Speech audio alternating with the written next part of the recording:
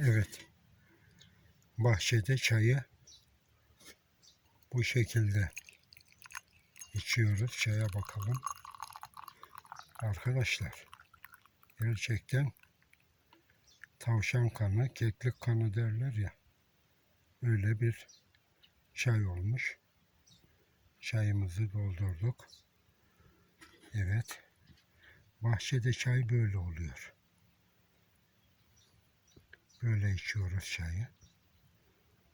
Görüyorsunuz. Biraz sonra size bahçeyi de gezdireceğim. İnşallah.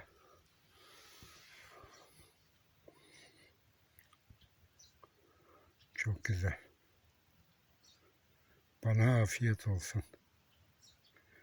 İsteyenler buyursun gelsin.